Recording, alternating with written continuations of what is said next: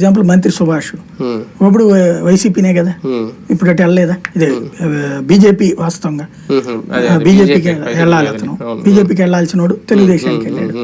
కాబట్టి ఇట్లాంటి కొన్ని లెక్కలు ఉంటాయి.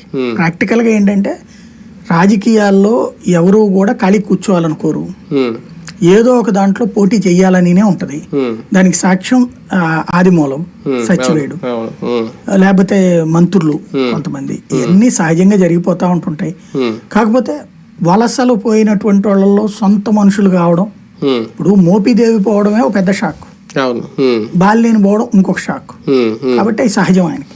వెళ్ళిపోయిన తర్వాత, అంటే బాలినేని విషయం గురించి నేను మాట్లాడుతున్నాను, వెళ్ళిపోయిన తర్వాత వాళ్ళు ఇస్తున్న ఎక్స్ప్లెనేషన్ ఎంతవరకు రీజనబుల్ గా అనిపిస్తుంది? ఖచ్చితంగా వాళ్ళు అనుభవించింది వాళ్ళు చెప్తున్నారు, మనం కాదని ఎందుకు అనాలి?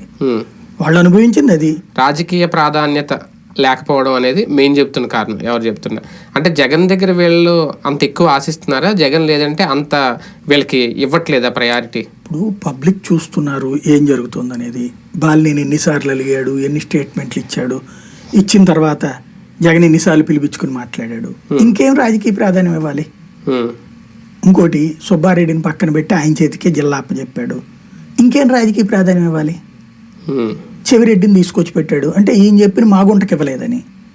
మాగుంటకి మరి అంతకుముందు ఇచ్చాడుగా, ఏం చెప్పాడని. మరి ఆ మాగుంట తెలుగుదేశానికి అనుకూలంగా ఎందుకు పనిచేసి పెట్టాడు? ఎక్కడొచ్చింది క్లాషు?